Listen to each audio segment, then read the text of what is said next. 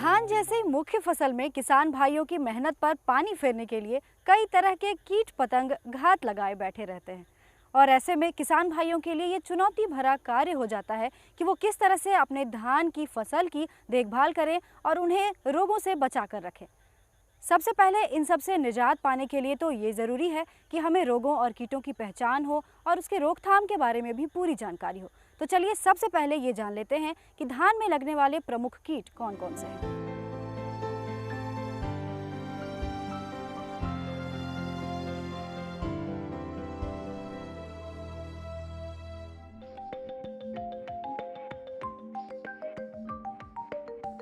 धान में लगने वाली एक कीट है तनाछेदक। इस कीट की पहचान इसके पंखों पर पाए जाने वाले काले बिंदु से किया जाता है। ये पिल्लू फसल की किसी भी अवस्था में धान के पौधों में छेद कर उसके गाभा को अंदर से काट देते हैं, जिससे पौधे का गब्भा सूखा हुआ दिखाई देता है। और बालियां निकलने के समय इस कीट का प्रकोप होने से केवल सफेद बालियां नजर आती है और दाने खखड़ी भी हो जाती है। इस कीट का प्रकोप जुलाई से नवंबर माह के बीच देखा जाता है। इस कीट के लार्वे धान की फसल को नुकसान पहुंचाते हैं और ज्यादातर फसल की शुरुआती अवस्था में ये कीट पौधों को अपना शिकार बना लेते हैं। इससे बचाव के लिए नर्सरी से जब आप पौध को रोपने के लिए लाते हैं तो उस वक्त पौध के ऊपरी सिरे को काट छांट कर हटा दें, ताकि कीट के अंडे धान की खेत तक ना पहुंच सके। अब अगर बालियों के निकलने के समय इस कीट का प्रकोप हो जाए तो धान की बालियां पूरी तरह सफेद हो जाती हैं। किसान भाइयों, तनाछेदक कीट के प्रकोप से फसल की सुरक्षा के लिए कई तरह के कीटनाशकों का छिड़काव किया जा सकता है, जिसमें से एक कीटनाशक है कार्ट्रेप हाइड्रोक्लोराइड, जो आपको 50% एसपी में मिलता है। इस कीटनाशक का 1000 ग्राम प्रति हेक्टेयर के हिसाब से छिड़काव किया जाना चाहिए।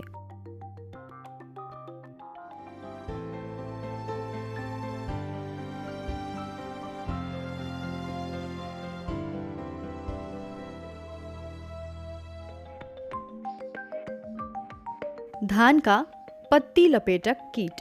इनके पिल्लू अंडे से बाहर आकर पत्तियों के दोनों किनारों को अपने लार द्वारा आपस में सिल देते हैं और उसमें रहकर पत्तियों के हरे भाग को खुरचकर खाते रहते हैं, जिससे रेशेनुसार पत्तियां जाली समान दिखाई देती है, जो बाद में धूप से सूख जाती है। इस कीट के अधिक आक्रमण से पौधों को भोजन बनाने में असुविधा होती है, जिसके कारण धान की पैदावार काफी घट जाती है। इसके नियंत्रण के लिए डाइमेथोएट दवा की 1 मिलीलीटर मात्रा 1 लीटर पानी में घोलकर छिड़काव करना चाहिए।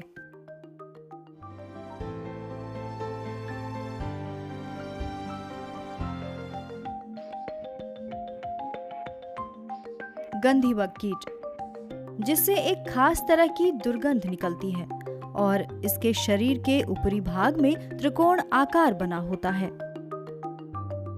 धान में इस कीट का आक्रमण बालियों के निकलने के समय होता है और ये कीट धान की बालियों के दुग्धावस्था में दूध चूसते हैं, जिससे ये दाने खखड़ी हो जाते हैं। किसान भाइयों, इस कीट के नियंत्रण के लिए फसल की रोपनी के बाद आपको खेतों की नियमित पड़ताल करनी चाहिए और इस दौरान अगर आपके खेत में गंधी बग कीट की संख्या अधिक मिलती है तो फसल सुरक्षा के लिए कीटनाशक का छिड़काव जरूरी हो जाता है।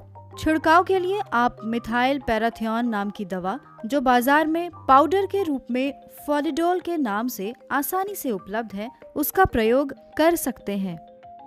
इस कीटनाशक को 25 किलो प्रति हेक्टेयर की दर से खेत में बुरकाव करना चाहिए। ऐसा करने से आपकी फसल गंधी बग कीट के आक्रमण से सुरक्षित रह सकती है।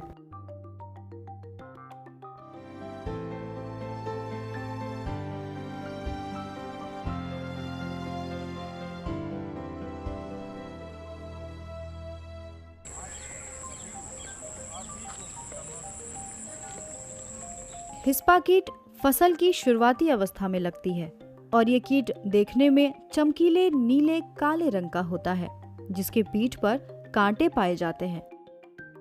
दरअसल ये कीट पत्तों की हरियाली को खा जाती है, जिससे पत्तियों पर उजली रेखाएं निकल आती है और पौधे की बढ़वार रुक जाती है। हिस्पा कीट अगर अधिक संख्या में आपके खेत में दिखाई दे तो आपकी फसल को काफी हानि पहुंच सकता है। अब इसके नियंत्रण के लिए क्या किया जाए, ये जान लेते हैं। आमतौर पर कीटों की समस्या से निजात पाने के लिए किसान भाइयों को खरपतवार नियंत्रण पर ध्यान देना होता है। जहां तक बात है हिस्पा कीट की, तो इसके प्रकोप से धान की फसल को बचाने के लिए पौधरोपण के पहले नर्सरी वाले पौध के ऊपरी हिस्से यानी पत्तियों के ऊपरी सिरे को हटा देना चाहिए, ताकि हिस्पा कीट के अंडे आपके खेत तक न पहुंच सके। इसके अलावा हमारे किसान भाई कीटनाशक का इस्तेमाल भी कर सकते हैं। अगर आपकी फसल में हिस्पा कीट से 10% से ज्यादा की क्षति हो रही है तो ट्राइजोफोस नाम की दवा का 1250 मिलीलीटर प्रति हेक्टेयर की दर से प्रयोग कर सकते हैं।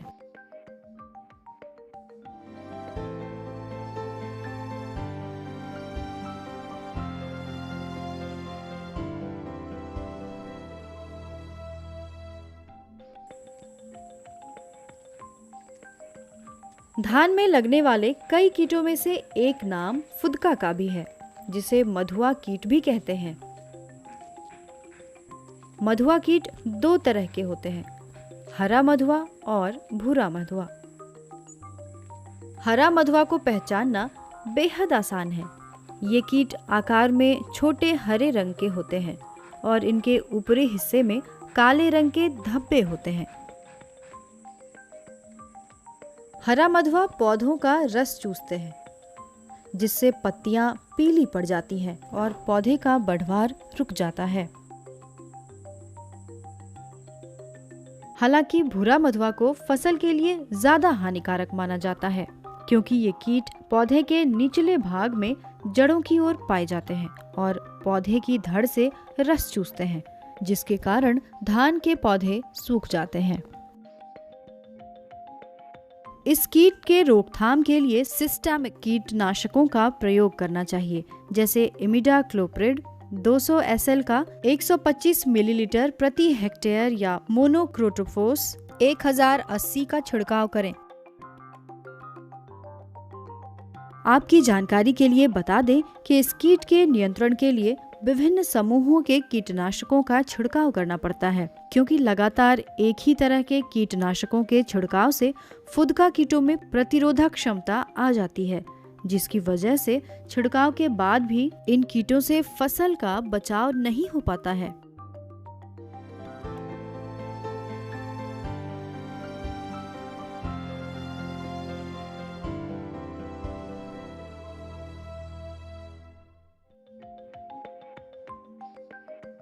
एक अन्य कीट है ग्रास हॉपर, जिसे टिड्डा कीट भी कहते हैं। हरे पीले रंग के ये कीट 40 से 50 मिलीमीटर लंबे होते हैं और इसके गर्दन पर काले रंग की 3 धारियां होती हैं। अगस्त से सितंबर में इस कीट का प्रकोप देखा जा सकता है। इस कीट से बचाव के लिए खेत में पानी भर देना चाहिए, जिससे इसके अंडे खत्म हो जाएं, या फिर मेड़ की खुदाई एवं उसे नया कर देने से भी इसके अंडे खत्म हो जाते हैं। तो देखा आपने, धान में लगने वाले इन कीटों का प्रबंधन अगर सही तरीके से और सही समय पर ना किया जाए तो आपकी पैदावार को काफ़ी हद तक नुकसान पहुंच सकता है। अब जहां तक बात आती है धान में लगने वाले रोगों की, तो आपको बता दूं कि धान में आमतौर पर 2 प्रकार की बीमारियां लगती है। पहला जीवाणु जनित और दूसरा विषाणु जनित। तो चलिए अब जान लेते हैं धान में लगने वाले प्रमुख बीमारियों के विषय में। किसान भाइयों, जिस तरह से किसी भी रोग से बचाव के लिए हम टीकाकरण करवाते हैं, ठीक उसी प्रकार धान की फसल के लिए बिचड़ा तैयार करने से पहले बीजोपचार करना अति आवश्यक होता है। तो आइए अब हम आपको दिखाते हैं कि बीजोपचार कैसे किया जाए। सबसे पहले बीज को पॉलिथीन शीट या साफ सुथरे फर्श पर फैला दें। उसके बाद उस पर पानी का छिड़काव करें। इस दौरान फफूंदनाशक की उचित मात्रा फैले हुए बीज पर चारों तरफ थोड़ा थोड़ा गिरा दें। फिर हाथों से बीज में दवा को अच्छी तरह से मिला दें। दवा मिलाने के बाद बीज को फिर से फैलाकर 2 से 4 घंटे तक सूखने के लिए छोड़ दें। अब ये बीज पूरी तरह से उपचारित है। इस बीज को आप बिचड़ा तैयार करने के लिए इस्तेमाल कर सकते हैं। लेकिन अगर उपचारित बीज के बिचड़ा लगाने के बावजूद धान की फसल में रोगों का कोई प्रकोप दिख रहा हो, तो आप सबसे पहले रोग का सही पहचान करें। उसके बाद ही उपयुक्त फफूंदनाशक या जीवाणुनाशक का प्रयोग करना चाहिए। आइए अब धान में लगने वाले प्रमुख रोगों और उनसे रोकथाम के विषय में जान लेते हैं।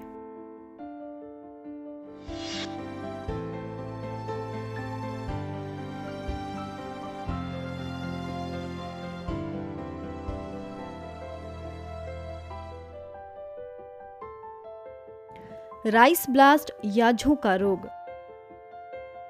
फफूंद जनित इस रोग के कारण पत्तियों पर भूरे या बादामी किनारे वाले नाव के आकार के धब्बे बनते हैं, जिनके बीच का भाग धूसर रंग का होता है।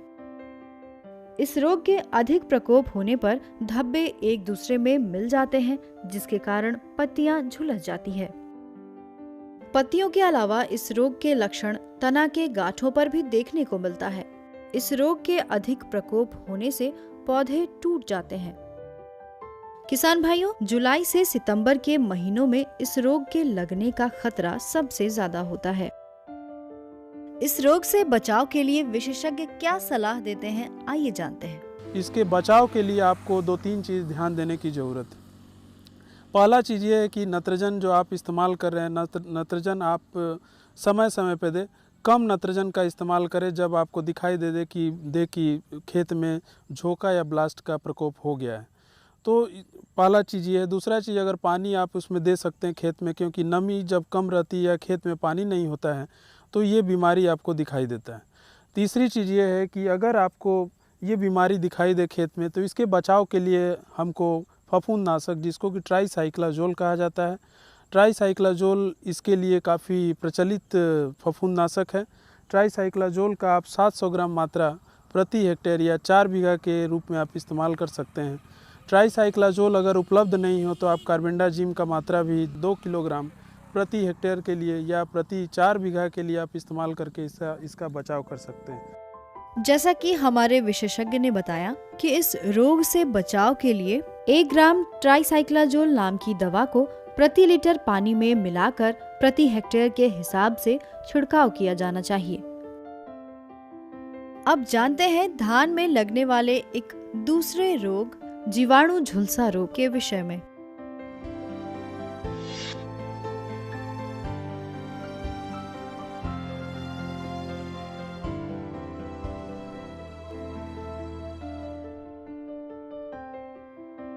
ये जीवाणु जनित रोग धान के पत्तियों की नोक से या पत्तियों के किनारे से शुरू होकर धीरे धीरे पूरे धान के पौधों को अपनी चपेट में ले लेती है। दरअसल ये रोग ऊपरी हिस्से से नीचे की ओर बढ़ती है। शुरुआत में पत्तियों पर भूरे रंग का धब्बा बनना शुरू होता है, जो बाद में पीले रंग का दिखने लगता है और फिर पूरी पत्ती सफेद रंग में तब्दील हो जाती है। कल्ला निकलने से शुरू होकर ये रोग धान में बालियां आने के दरमियान पौधों को अपना शिकार बनाती है। इस रोग से होने वाले नुकसान की अगर बात करें तो रोग ग्रसित पौधों में मुख्यतः बालियां कम नजर आती हैं और बालियों में दाने अपेक्षाकृत छोटे होते हैं और तो और दानों का रंग मटमैला हो जाता है। आमतौर पर ये रोग किसान भाइयों के धान की फसल को 50 से 60% तक नुकसान पहुंचाती है। अगर खड़ी फसल में इस रोग का प्रकोप दिखे तो कॉपर ऑक्सीक्लोराइड 2.5 किलोग्राम यानी 2.5 किलोग्राम और स्ट्रेप्टोसाइक्लिन 50 ग्राम की मात्रा को पानी में मिलाकर प्रति हेक्टेयर की दर से छिड़काव करें। अगर रोगों का प्रकोप अधिक दिखाई दे तो 15 दिनों के अंतराल पर दवा का छिड़काव करना चाहिए। फफूंदी जनित रोगों में दूसरा नाम है ब्राउन स्पॉट या धान का भूरी चित्ती रोग।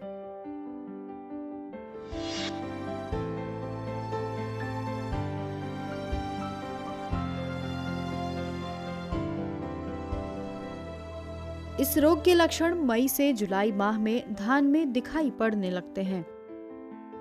इस बीमारी के कुप्रभाव से धान की बालियों से निकलने वाले दाने सिकुड़ जाते हैं, जिससे उनका बाजार मूल्य घट जाता है।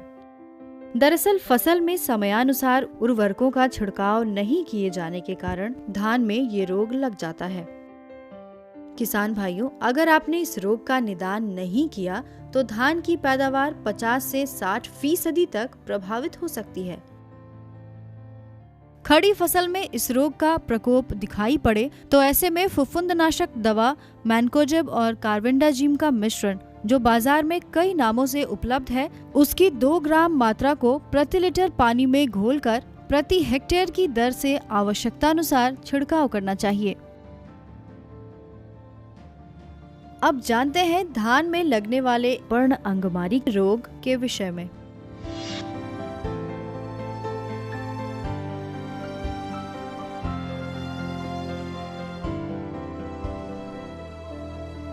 एक अन्य फफूंद जनित रोग जिसे शीट ब्लाइट या पर्ण अंगमारी कहते हैं, पौधों की 30 या 35 दिनों के बाद ही धान की फसल को प्रभावित करने लगती है।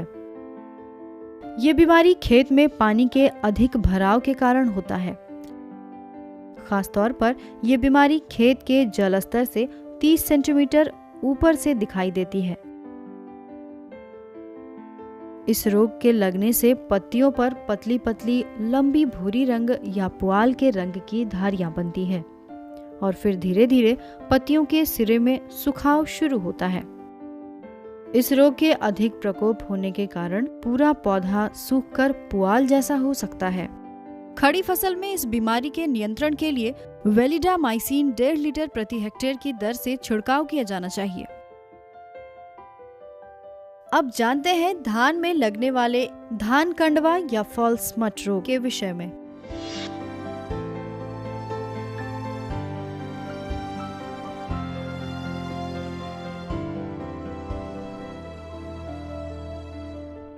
ये रोग अच्छी बारिश होने पर धान की बालियों को प्रभावित करता है। आमतौर पर हाइब्रिड किस्मों में इस रोग की अधिकता होती है। शुरुआत में पीले हरे रंग के गोल गोल मखमली लक्षण दिखाई पड़ते हैं। रोग की उग्र अवस्था में ये काले हो जाते हैं। इस प्रकार पूरी बालियां रोग से प्रभावित होती नजर आती हैं। इस रोग से बचाव के लिए प्रोपिकोनाजोल 1 मिलीलीटर प्रति लीटर पानी में मिलाकर प्रति हेक्टेयर की दर से छिड़काव करें। इसके अलावा कॉपर ऑक्सीक्लोराइड 3.5 ग्राम प्रति लीटर पानी में मिलाकर पुष्पण के पहले या गब्भा निकलने के पहले छिड़काव किया जाना चाहिए। तो किसान भाइयों, धान के पौधा संरक्षण के तहत हमने आपको धान में लगने वाले प्रमुख कीट और रोगों के विषय में पूरी जानकारी दी। इस तरह आप दिए गए सुझावों का उपयोग कर धान की उन्नत खेती कर सकते हैं।